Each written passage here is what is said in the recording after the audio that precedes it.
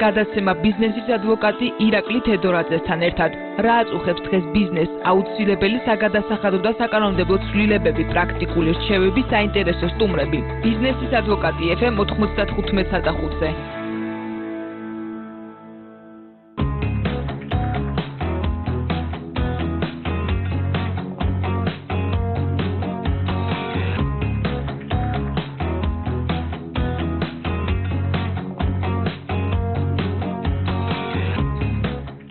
მოგესალმებით ძვირფასო მსმენელო, დღეს პარასკევია, ეთერშია გადაცემა ბიზნესის ადვოკატი და ჩვენ დღეს ძალზედ საინტერესო სტუმარი გვყავს გადასახადის გადამხდელთა კავშირის სახელმწიფო შესყიდვების პროექტის მენეჯერი გიგა ბაკურაძე.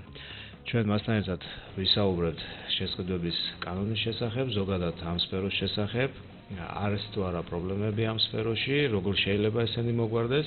გიგა მოგვახსენებს მის პროფესიონალურ აზრს. მადლობა გიგა სტუმრობისთვის გადაცემაში და პირველი კითხვა იქნება ესეთი, რომ თუ შეიძლება მოკლე ექსკურსი ზოგადად რა არის შესყიდვები, რა ეტაპები გაიარა საქართველოში და სად ვართ დღეს. მოგესალმებით ბატონო ირაკლი, მადლობა გიხდით მოწვევისათვის. შესყიდვები, ესე რომ ვთქვათ, სახელმწიფო შესყიდვები არსებობდა სახელმწიფოში 90-იანი წლებიდან დამოუკიდებელია სახელმწიფო, მაგრამ შეიძლება სახელმწიფოს ელექტრონული შესყიდვების სისტემა დაინერგა 2010 წლიდან, რაც ყოველ წელს უფრო და უფრო წარმატებით ხორციელდება. მინდა ვთქვა, რომ აღსანიშნავად 2012 წლიდან სახელმწიფო შესყიდვების კუთხით განხორციელდა მრავალი დადებითი რეფორმა, მათ შორის განხორციელდა კონსოლიდირებული ტენდერების რეფორმა, რაც წარმატებით მიმდინარეობს.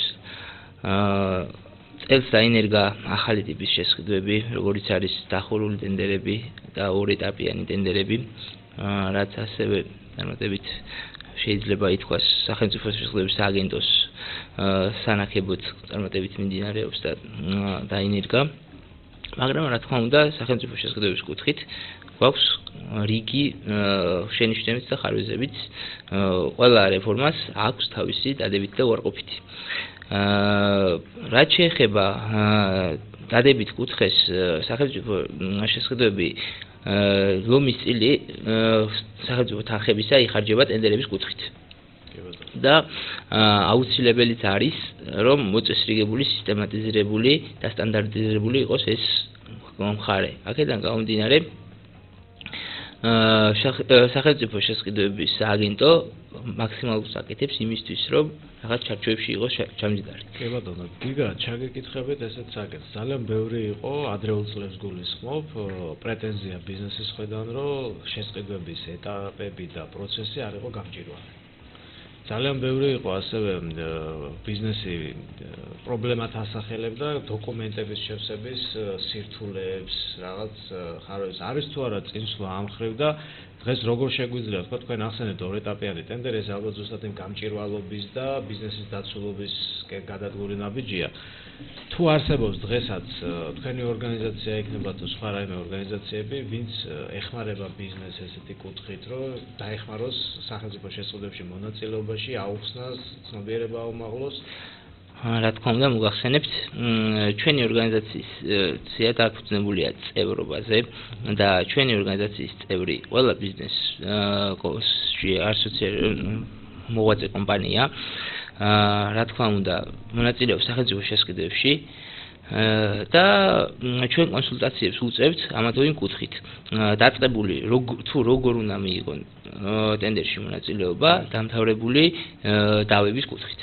კი ბატონო, აი გიგა, თუ შეძლებთ ეტაპობრივად ნაბიჯ-ნაბიჯ, რომ დავანახოთ სხვა ბიზნესას, რომელიც შეიძლება ჰიპოთეტიურად იყოს ასევე შემდგომში თქვენი ორგანიზაციის წევრი, ან სურვილი გამოთქვას სახელმწიფო ტენდერებში მონაწილეობაზე, რა ეტაპები უნდა გაიაროს და არსებობს თუ არა რაიმე კრიტერიუმები ამ ორგანიზაციის შერჩევით, რომელსაც აქვს დაშვება, რომ იმონაწილეოს სახელმწიფო შესყიდვებში.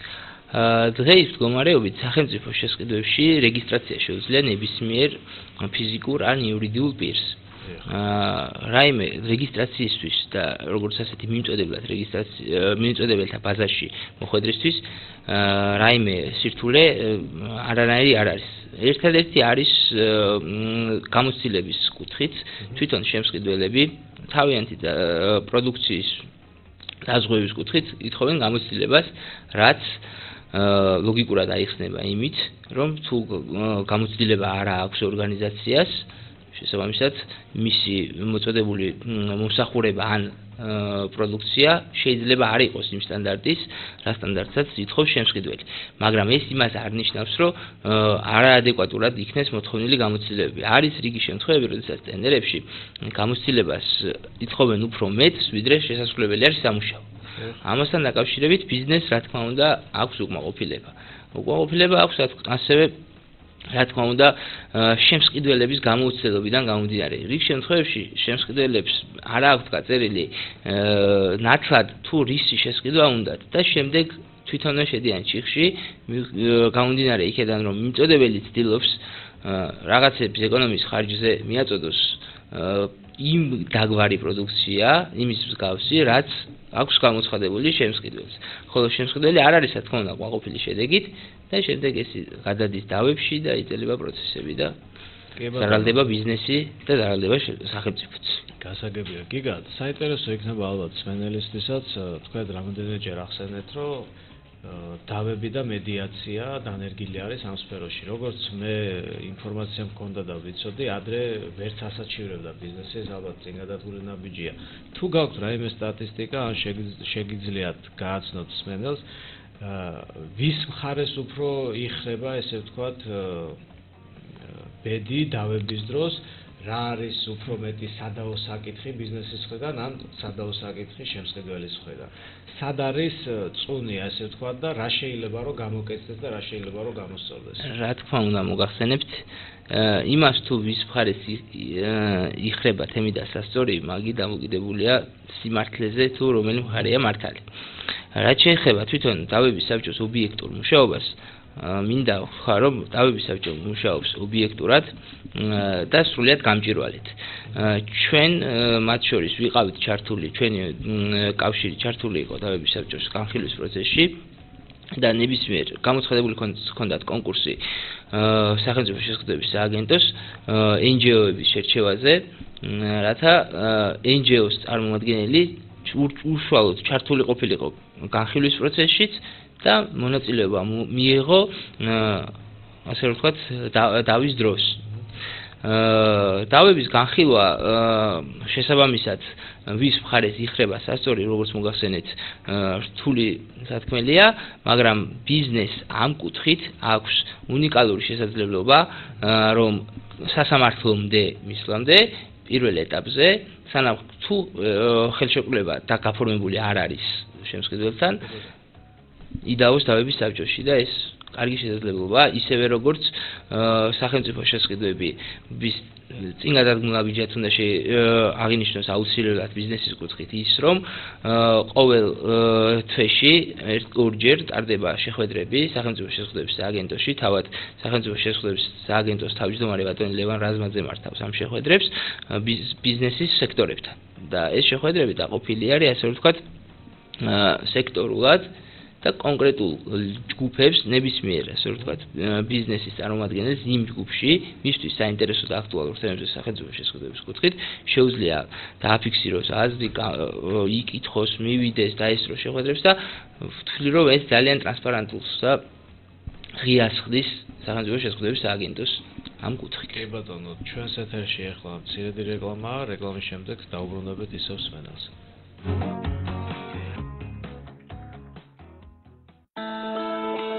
ბიზნესის ადვოკატი FM 95.5-ზე. თქვენ აკეთეთ საქმე და თქვენი რეკლამა ამდეთ პროფესიონალებს. რეკლამა რადიო კომერსანტზე. რადიო კომერსანტის სარეკლამო სამსახური 2-505-95-5. ყველაზე დიდი სავაჭრო კომპლექსი საქართველოში. თბილისის ზღვის პლაზა გაიხსნება დეკემბერში. იჯარის თანხა $5.5 ფართები 20 კვადრატული მეტრიდან, რომელშიც შედის ცენტრალური გათბობა და კონდიცირება, დაცვისა და დასუფთავების მომსახურება. თავისუფლების მოედნიდან 9 კილომეტრი. დაგვიკავშირდით 2-580-580. 7 ოქტომბერს სეზონის გახსნა რკინის თეატრში. ნინელი ჭანკვეტაძე და დავით როინიშვილი დავით ანდღულაძის სპექტაკლში ჩიტები. ალექსანდრე დათო ქოქრაშვილის პიესის მეზუნია ჩიტების მიხედვით. დასაწყისი 20 საათზე სპექტაკლზე ბილეთის ფასი 5-10-15 ლარი. მისამართი ფანჯიკიძის ყოფილი ბუდაპეშტის ნომერი 1. სპექტაკლის ჩიტების ნახვა ასევე შეგეძლებათ 16 და 30 ოქტომბერს. დამატებითი ინფორმაციისთვის დაგვიკავშირდით ნომერზე 592120815 ან ეწვიეთ რკინის თეატრის Facebook გვერდს.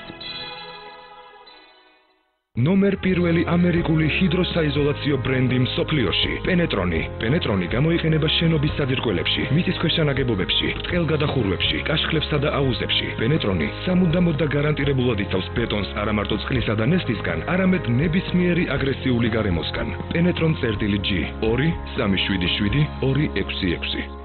სოფლიოს წამყვანი ბიზნეს გამოცემის Forbes-ის ოქტომბრის ნომერში ყდაზე საქართველოს ბანკის ახალი დირექტორი კახა კიკნაველიძე, რომელიც ლონდონიდან დაბრუნდა, რათა ლონდონის ბირჟის ქართულ მოთამაშეს უხელმძღვანელოს. რეიტინგები, საქართველოს ყველაზე მაღალანაზღაურებადი ჩინოვნიკები, პოლიტიკური პარტიების დაფინანსება, ყველაზე მაღალანაზღაურებადი ავტორები, ყველაზე ძვირადღირებული სპორტული კლუბები, ყველაზე მაღალანაზღაურებადი დიჯეები, სპეცპროექტი, არჩევნები და ფული, ექსპერტიზა, ჯარიმა საკუთარ კარში, ქვეყნის ერთ-ერთი უმსხვილესი ექსპორტიორის ჯორჯიან მანგანეზის ყოფნა არ ყოფნის საკითხი, სტარტაპები, ნებულა, ახალი ქართული საგანმანათლებლო ტექნოლოგია, რომელიც აბიტურიენტთა მომზადების ბაზარს რევოლუციით ემუქრება. აგრეთვე უამრავი საინტერესო რჩევა დამწყები და შემდგარი ინვესტორებისთვის, რომელ სფეროებში გაკეთებული ინვესტიცია იქნება მოგების წინაპირობა და სად არ ღირს ფულის დაბანდება. იკითხეთ ქართული Forbes-ი, იყავით წარმატებული. სათამაშოების მაღაზიათა ყველაზე დიდი ქსელი ბანათო ისი უკვე ვაჟა-ფშაველას 13-სა და გამრეკელის ყოფილი კუტუზოვის 2 ნომერში. ბანათო ისი სათამაშოების ყველაზე დიდი და განსხვავებული არჩევანია. ვისაც გიყვართ თამაში, გელოდებით ბანაში. თქვენ აკეთეთ საქმე და თქვენი რეკლამა ამდეთ პროფესიონალებს. რეკლამა რადიო კომერსანტზე. რადიო კომერსანტის სარეკლამო სამსახური 2 505 95 და 5. ბიზნეს სამყაროს პროფესიონალები ჟურნალისტის როლში. საინტერესო თემებით და სტუმრებით მხოლოდ კომერსანტზე. ყოველ ორშაბათს, სამშაბათს, ხუთშაბათს და პარასკევს 16 საათსა და 10 წუთზე. გადაცემა პროფესიონალები კომერსანტზე. FM 95 და 5. ბიზნესის ადვოკატი FM 95 და 5-ზე.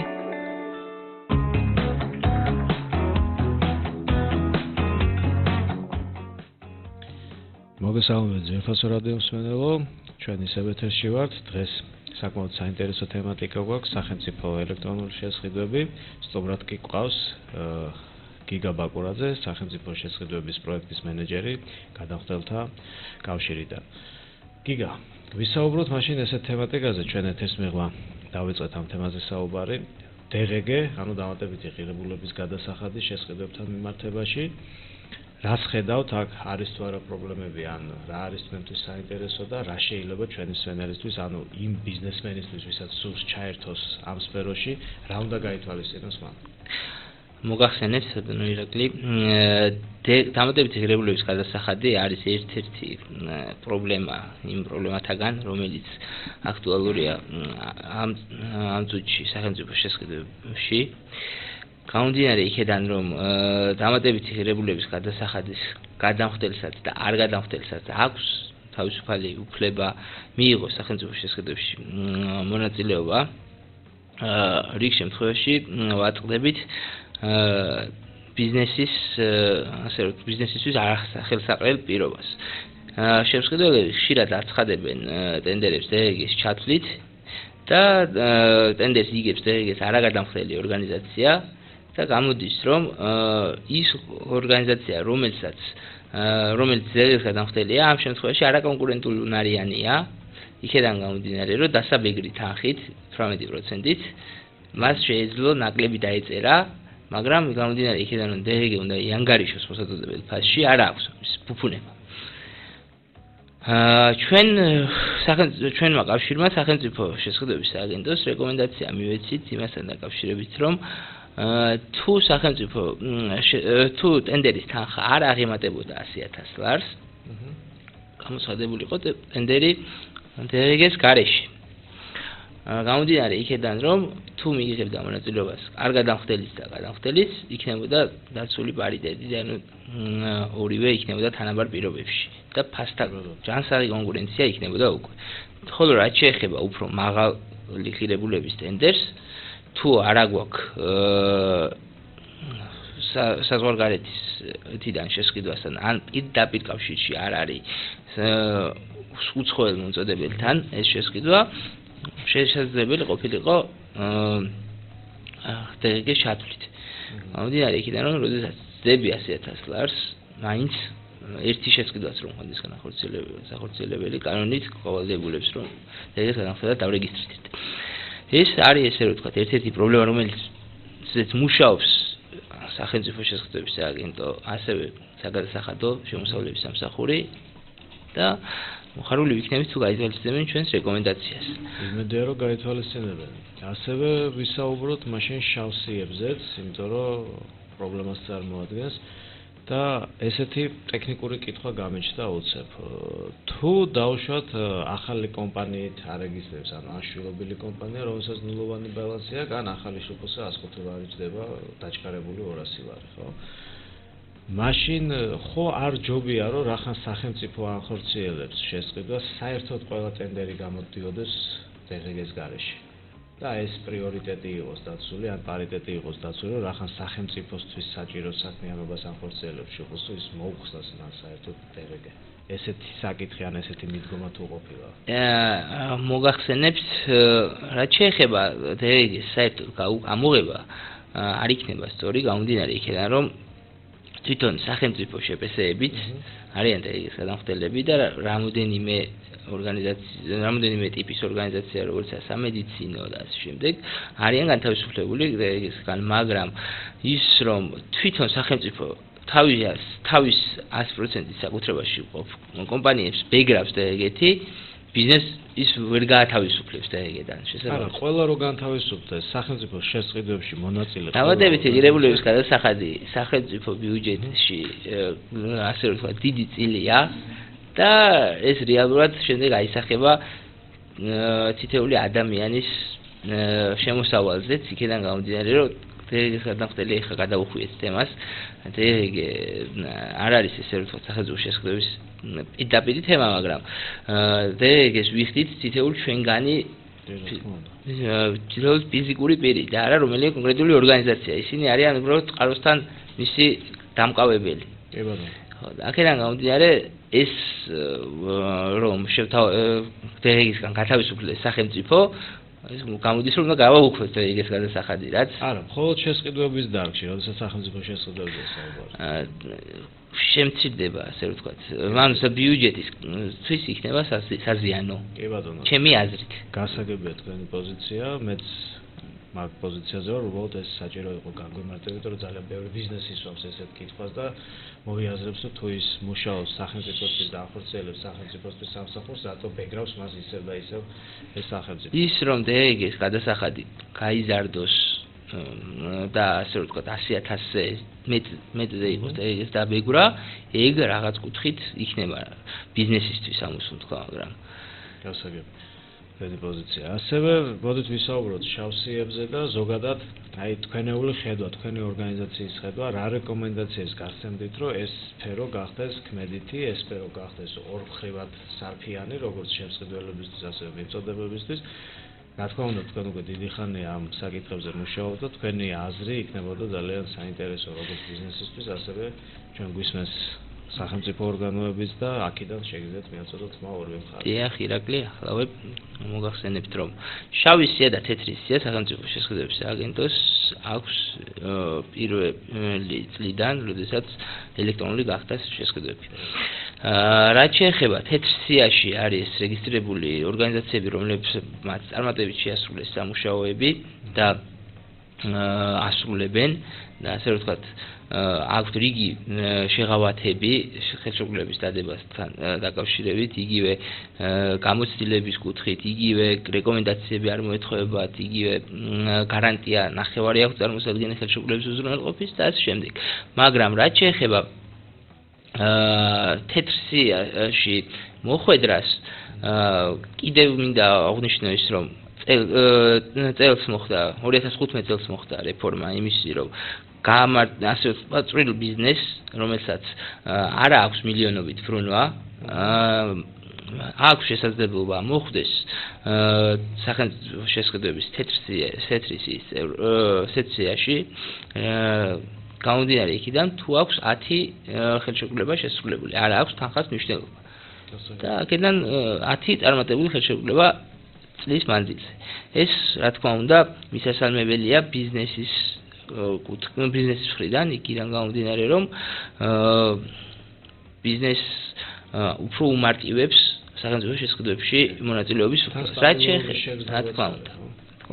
რაც შეეხება შავ სია, მინდა ვთქვა, რომ კარგი წამოწყება იყო, იქიდან გამომდინარე, რომ ბევრი არაკეთილსინდისიერი კომპანია და კომპანიას უკან მისი მართველი ხებულობს სახელმწიფო შესყიდვებში მონაწილეობას და აზარალებს პირველ რიგში სახელმწიფოს და შემდეგ ასე რომ ვთქვათ აზარალებს თავის თავს და ბიზნესს.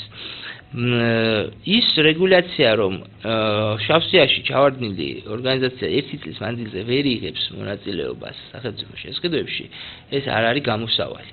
რადგან მეორე დღესვე იმ შეპესეს იქნება თუ ინვენტარმეს შეუძლია დაარეგისტრიროს მეორე კომპანია, როგორც თქვენ ახსენეთ, გამარტივებული და დაჩქარებული წესით და მიიღოს ახალი შეპესეთი, ანუ ახალი კომპანიით მიიღოს მონაწილეობა მეორე ტენდერში. კი ბატონო, თქვენ როგორ ჩვენ სახელმწიფო შესყიდვებში შევთავაზეთ ალტერნატივა, რომ კომპანიას სანამ დარეგისტრირდება მიმწოდებლად გაელო ესე რომ ვთქვათ ავტორიზაცია სახელმწიფო შესყიდვების აგენტოში. ავტორიზაცია გულისხმობს არა მარტო ონლაინ შევსებულ აპლიკაციას, ასევე წარმოედგინა მინიმუმ 6 თვის მანძილზე ნამუშევარი შეკვეთები ან მისი ისტორია, მინიმუმ 6 წლიანი ისტორია. ხო, პორტფოლიო. ეს ასე რომ ვთქვათ დააზღვევს რაღაც კუთხით შემსყიდველებსაც და შეამცირებს შავი სიის რეესტრს. გამომდინარე იქედან რომ და შავი სიაში ჩაგდება უკვე იქნება სანქცია თვითონ ორგანიზაციისთვის და არ იქნება ორიენტირებული იმაზე, რომ რაღაცა ცუდად გააკეთოს, ჭხილებში გამოთქვაზე და იმაიმუნოს და რეპუტაცია შეულახოს, ასე რომ ვთქვათ, იმ ბიზნესში მოღვაწე სხვა ორგანიზაციებს. კი ბატონო. ესეც დამატებითად ხო არ შეიძლება სიტყვაზე ვთქვათ, რომ მართველი ბორდი, ანუ არა მხოლოდ ორგანიზაციაზე გავცერდეს შავისი, არამედ მართველ ბორდზე, დირექტორაზე. თუ ეს დირექტორი წარმოდგენილია სიტყვაზე და სხვა კომპანიაში, იმასაც აეგზავნოს. ამას ასე რომ ვთქვათ, ჩვენი კანონის გამომდინარე ვერ ვიზამთ, იქიდან გამომდინარე, რომ ამ წუთში ჩვენ მივდივართ ასე რომ ვთქვათ, გამჭვირვალობისკენ ევროპის DCFTA-ის ფარგლებში ძალიან ბევრი წინგადადგმული ნაბიჯი გადაიდგა სახელმწიფო შესყიდვების კუთხით და მინდა გითხრათ, რომ ჩვენ ვესწრებოდით General Procurement Agreement ან გენერალური შესყიდვების ხელშეკრულება, როდესაც გაფორმდა სახელმწიფო შესყიდვებსა და გენერალური შესყიდვების ხელშეკრულების წევრ ორგანიზაციებთან, იგივე ამერიკულ და ევროპულ ბაზრებთან, რა თქმა უნდა, ჯერ ბევრი გვაქვს გასაკეთებელი იმისთვის, რომ შევიდეთ ევროპულ ბაზარზე ჩვენი ორგანიზაციები, როგორც მიწოდებლები, მაგრამ სრული უფლება გვენჭება ამ ხელშეკრულებით და ქართულ ბიზნესისთვის ღია არის იგივე ის პლატფორმა, რასაც ქვია ევროპული ტენდერები და ამერიკული შესყიდვები. დიდი მადლობა გიგა საინტერესო საუბრისთვის, დიდი მადლობა გადაცემაში სტუმრობისთვის და ალბათ რეკომენდაციების სახით, სანამ ჩვენი პირველი ბლოგი დასრულდება გადაცემის, აი რას ურჩევთ ბიზნესს ზოგადად. როგორ გახდეს ქართული ბიზნესი ევროპისთვისაც მისაღები, როგორ გახდეს უფრო უკეთესი სახელმწიფო შესყიდვების კუთხით და ასევე რა უნდა გააკეთოს სახელმწიფო შესყიდვების სააგენტომ, რომ ბიზნესმაც ის აღიქვას არა მტრად, არამედ სრულფასოვან პარტნიორად, რომელსგანაც იღებს ესე ვთქვათ ბენეფიტებს. პირველ რიგში ბიზნეს რაც შეეხება და დარგობრივია, რა თქმა უნდა, ყველა ბიზნეს ერთნაირად ვერ განვიხილავთ ერთ ჭრილში, მაგრამ მეტი გამჭვირვალეობა, მეტი ორიენტირებულობა მოწოდების ხარისხზე, შესრულების ხარისხზე, მეტი ორიენტირებულობა იგივე ჩართულობაზე სახელმწიფო შესყიდვების კუთხით გულისხმობ იმ შეხვედრებზე, რომელსაც სახელმწიფო შესყიდვებში მართავენ ბიზნესთან, რათა გაიგონ ბიზნესის პრობლემები და რეალურად ამ შეხვედრებმა გამოიღო შედეგი და გადაიდგა ბევრი საკეთილი ხვედრითი ნაბიჯები ბიზნესის კუთხით. შეიცვალა, რაც თავარია, ხედვა სახელმწიფო შესყიდვებზე ბიზნესმა თვითონ და ის აღარ ხედავს იმ კუთხით, რომ ეს არის დადამსჯელო ორგანო, ეს არის მართლაც რომ მედიატორი ბიზნეს შემსყიდველსა და მიმწოდებელს შორის და ამ ფუნქციას ჭირდება ესე რომ ვთქვა და ამ მომენტს მიყოლა და გამოყენება იმ კუთხით რომ არ მოხდეს ამ შეხვედრების გასადავება ამ ასე რომ ვთქვა შრომის ამავე წყალში გადაყრა იმ კუთხით რომ გაგრძელდეს იგივე შეხვედრები სახელმწიფო შესყიდვებთან, იგივე ჩართულობა ახალ პროექტებთან, ახალ კანონმდებლობებთან მუშაობასთან დაკავშირებით, იმიტომ რომ ვთვლით რომ ბიზნესმა უნდა უკარნახოს ქვეყანას მისთვისაც და ქვეყნისთვისაც ხელსაყრელი კანონები. კი ბატონო, დიდი მადლობა. მე შეგახსენებთ, რომ ჩვენ ეთერში გახდათ გადასახადის გადამხდელთა კავშირის სახელმწიფო შესყიდვების პროექტის მენეჯერი გიგა ბაკურაძე. ჩვენ მასთან საუბრობდით ელექტრონულ შესყიდვებზე, მიმოვიხილეთ რა თქმა უნდა დროის ფაქტორიდან გამომდინარე პრობლემატიკა და პერსპექტივები განვითარების. რეკლამის შემდგომ ჩვენ დავბრუნდებით ფრანჩაიზინგის ხელშეკრულებით და გავეცნობით თუ რა თავისებურებები აქვს ამ ხელშეკრულებას და როგორ შეიძლება ვაწარმოოთ ბიზნესი ფრანჩაიზინგის ხელშეკრულებით და რა ტიპის ბიზნესი შეიძლება იყოს ეს.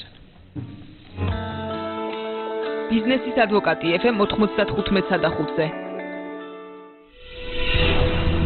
ბიზნეს სამყაროს პროფესიონალები ჟურნალისტის როლში. საინტერესო თემებით და სტუმრებით მხოლოდ კომერსანტზე. ყოველ ორშაბათს, სამშაბათს, ხუთშაბათს და პარასკევს 16 საათსა და 10 წუთზე. გადაცემა პროფესიონალები კომერსანტზე. FM 95.5. ყოველ სამშაბათს 18 საათსა და 30 წუთზე რადიო კომერსანტი და ტრენდჯი წარმოგიდგენთ წარმატებულ ქალებს თქვენთვის საინტერესო ამპლუაში. გახსოვდეთ ტრენდქმნიან ქალები, ვინც თავად საზღვრავენ ცხოვრებაში საკუთარ მიზნებს, არაზრს ჩერდებიან მიღწევზე და რაც თავარია პოზიტიური განწყობით მუხტავენ გარშემოყოფებს. ასე რომ დაელოდეთ ტრენდჯის რადიო კომერსანტზე. ბიზნესის ადვოკატი FM 95.5-ზე.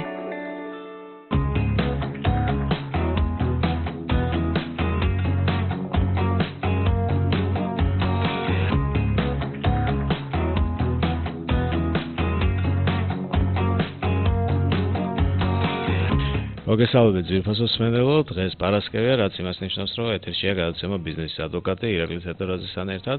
გადაცემის მეორე ბლოკში ჩვენ საუბრობთ ბიზნესის კეთების, ესე ვთქვათ, ინოვაციურ და თავისებურ ფორმასთან, ფრანჩაიზინგის ხელშეკრულება. სტუმრად მოვიწვიეთ ეკონომიკის და სამართლის საერთაშორისო საბჭოს იურიდიული დეპარტამენტის ხელმძღვანელი დავით თედორაძე. და ის შეესწება აგვიხსნას დარჩენილ დროში თუ რა არის ზოგადად ფრანჩაიზინგის ხელშეკრულება და როგორ შეიძლება ვაწარმოოთ ბიზნესი ფრანჩაიზინგით. დავით, თუ შეიძლება გაგვაცანით რა არის ხელშეკრულება პირველ რიგში, მადლობა მობრძანებისთვის და აგვიხსენით რა პრობლემატიკა შეიძლება წააწყდეს ბიზნესი და რა არის ის ნიუანსები, რაც უნდა გაითვალისწინონ თუ მიმართავენ ბიზნესის კეთების ესეთ ხერხს. მადლობა მოწვევისათვის. მინდა გითხრათ, რომ ფრანჩაიზინგის ხელშეკრულება ევროპაში და მსოფლიოში ძალიან განვითარებული ხელშეკრულება არის. მას მიმართავს ძალიან ბევრი კომპანია, რომ თავიანთი ბიზნესი გააფართოვონ, ხოლო საქართველოში ფრანჩაიზინგი არც თუ ისე განვითარებულია, თუმცა მას იცნობს სამოქალაქო კოდექსი, გარკვეული თავი არეგულირებს 607 მუხლიდან იწყება მისი რეგულირება, ცნება ხელშეკრულების ფორმა, ხელშეკრულების ვადა, პასუხისმგებლობა, ასევე ვალდებულებები და უფლებებია გაწერილი. თუმცა დავიწყებ ჯერ იმით, რომ ფრანჩაიზინგი მიხედვით პირი არის ფრენჩაიზინგის მიხედვით პირი რომელსაც აქვს გარკვეული საქმიანობა ამათოვის სფეროში მართვის შემუშავებული სისტემა კომპენსაციის სანაცვლოდ ნებართვას აძლევს მეორე პირს გამოიყენოს ეს სისტემა არსებობს ფრენჩაიზინგის რამოდენიმე სახე ეს არის სასაქონლო ნიშნის ფრენჩაიზინგი ეს არის მზა პროდუქტის გაყიდვის ფრენჩაიზინგი არის საქონლის ნებართვის და წარმოების ფრენჩაიზინგი და ასევე არის საქმიანობის სახეობაზე ფრენჩაიზინგი კი ბატონო, დიდი მადლობა. თუ შეგიძლიათ მოიყვანოთ მაგალითები, რომ ვნახოთ საქართველოში რამდენად არის განვითარებული ეს ხელშეკრულება და ესეთი ბიზნესი წარმოება, რომელი კომპანიები სარგებლობენ ესეთი ცნობილი კომპანიები, თუ შეგიძლიათ დაგვისახოთ, ვის სარგებლობს ამ ფრენჩაიზინგის ხელშეკრულებით და როგორი არის მათი ხვედრითი წილი ეკონომიკაში, მივხვდებით ალბათ იმ სახელებით, რომელსაც კი არსებობს ზოგადად. დიახ, მოგახსენებთ, დღესდღეობით საქართველოში მოქმედებს რამოდენიმე ფრენჩაიზებული კომპანია, ერთ-ერთი ყველაზე ცნობილი არის McDonald's-ი, შემდეგ არის Lukoil და Visol, ასევე არის Isipari, ნაფნაფი და ასე შემდეგ. რა შეეხება ეკონომიკურ ძილს, ალბათ სახელებიდან გამომდინარე ვხვდებით, რომ ძალიან დიდი არის. ლომის წილი აქვს ეკონომიკაში, ხო? ნამდვილად. თუ გაქვთ ესეთი დაკვირვება თუ განახორციელეთ, რა ტიპის პრობლემებს აწყდება ხოლმე ბიზნესი, როდესაც ესეთი ტიპის ხელშეკრულებას დებს, რა არის თავარი პრობლემატიკა და რა უნდა გაითვალისწინოს ბიზნესმა ამ ხელშეკრულების გაფორმებისას ან ასეთი ბიზნესის წარმოებისას? რა თქმა უნდა, მოგახსენებთ, ყველანაირ პლუსთან ერთად ფრენჩაიზინგის ხელშეკრულებას აქვს დიდი მინუსი, ეს მინუსი არის, რომ ის იმას შეიძლება გააუქმოს ადგილობრივ ბაზარზე არსებული კომპანიების წარმოებული პროდუქცია და ასევე ფრენჩაიზინგის ხელშეკრულება გარდა ყველა სტანდარტული პირობებისა, რაც არის ზოგადად ყველა ხელშეკრულებისთვის აუცილებლად უნდა გავწეროთ ყველა დეტალი იმისათვის, რომ არ მოხდეს შემდეგ გარკვეული პრობლემები. რას გულისხმობ, ფრენჩაიზინგის სისტემური აღწერილობა უნდა მოხდეს ხელშეკრულებაში. კი ბატონო, და მხარებს რაც შეეხება, როგორც თქვენი საუბრიდან გავიგეთ, ესე იგი ფრენჩაიზინგით გარკვეული კომპანია აძლევს უფლებას მისი სახელით აწარმოოს ან პროდუქტი, ან სერვისი, ან მომსახურება, ან გაყიდოს მზა პროდუქტები, ხო? ალბათ ასევე იქნება გარკვეული სანქციებიც თუ ესეთი დარღვევა მოხდება. რა შეუძლია ასევე ფრენჩაიზინგის გამცემს მოთხოვოს ან დაავალდებულოს ფრენჩაიზინგის მიმღები კომპანია? მოგახსენებთ, ამ შემთხვევაში პასუხისმგებლობა არის ის, რომ შეიძლება ჩამოართვას საქმიანობის უფლება. ეს არის ერთ-ერთი ყველაზე დიდი და ტრაგიკული სანქცია ალბათ ფრენჩაიზინგის მიმღებისთვის. შემდეგში შეიძლება რომ ფრენჩაიზინგის გამცემმა მოსთხოვოს ფრენჩაიზინგის მიმღებს, რომ მათ გამოასწორონ ეს შეცდომა, თუ არ გამოასწორებს, ყველაზე სავალალო შედეგი, როგორც უკვე აღნიშნე, ეს არის საქმიანობის უფლების ჩამორთმევა. და რა თქმა უნდა, შემდგომ ალბათ გაშავებული რეპუტაცია და უკვე თქვენის აზრით თუ გაქვთ ესეთი მოსაზრება ან თუ ჩაგიტარებიათ კვლევა, რატო არ არის საქართველოში გავრცელებული ფრენჩაიზინგის ტიპის ბიზნესი და რატო არის ესეთი მწირი არჩევანი? ჩვენ რა კანონმდებლობაშია პრობლემა თუ უბრალოდ ჯერ ბიზნესი არ იცნობს ამ ხელშეკრულებას და სიფრთხით უყურებს თუ არა გვაქვს საწარმო კაპიტალი და არა გვაქვს პოტენციალი რომ ავიღოთ წარმოების ფრენჩაიზინგები და ვაწარმოოთ საქართველოშიც ბრენდული პროდუქცია. მოგახსენებთ ვფიქრობ, რომ დღესდღეობით ფრენჩაიზინგი ზოგადად არ იცის საკანონმდებლო დონეზეც არ არის იმდენად დახვეწილი, ბიზნესმაც ალბათ არ იცის თუ რა არის ფრენჩაიზინგი. ჩვენი კომპანია ეკონომიკისა და სამართლის საერთაშორისო საბჭო მზად არის, რომ ყველა ბიზნესმენი იქნება თუ სხვა სფეროს წარმომადგენელს, იქნება ეს იურიდიული სფეროს წარმომადგენელი თუ სხვა, დაეხმაროს ფრენჩაიზინგის ხელშეკრულების არსის გააზრებაში, დაუდგებით გვერდში და აუქმოთ ყველა დეტალს. თქვენ თავაზობთ საზოგადოებას ცნობიერების ამაღლებას ამ კუთხით. დიახ. დიდი მადლობა დავით სტუმრობისთვის. მადლობა თქვენს. ეხლა დავაანონსებთ შემდეგი გადაცემის თემატიკას, ეს იქნება ორმაგი დაბეგვრის პრობლემატიკა საქართველოში, ზოგადად საგადასახადო ვალდებულებების რანგირება და სწორი პოლიტიკა, როგორც ბიზნესის, ისე სახელმწიფოსი. ჩვენი ექსპერტი გასცემს რჩევებს და ასევე გაგვაცნობს ამ სფეროში არსებულ ესე ვთქვათ ნოვაციები იქნება თუ მიგნებებს და ასევე ჩვენ განვიხილავთ ლიზინგის ხელშეკრულებას, რადგან როგორც ხედავთ საბანკო ლიზინგი და საწარმო ლიზინგი საქართველოში ვითარდება საქართველოში მათი წილი იზრდება და გამომდინარე აქედან ბიზნესმენებს ჩვენ მივცემთ რჩევებს თუ როგორ უნდა დაიცვან თავი და როგორ უნდა შეადგინონ ლიზინგის ხელშეკრულება სწორად და იურიდიულად გამართულად. მადლობა მსმენელს ჩვენთან ყოფნისთვის. მე კიდევ ერთხელ შეგახსენებთ, რომ გადაცემაში იყო ბიზნესის ადვოკატი ირაკლი თედორაძესთან ერთად. გადაცემა ბიზნესის ადვოკატი ირაკლი თედორაძესთან ერთად. რა აწუხებს დღეს ბიზნესს? აუცილებელი საგადასახადო და საკანონმდებლო ცვლილებები, პრაქტიკული რჩევები, საინტერესო სტუმრები. ბიზნესის ადვოკატი FM 95.5-ზე.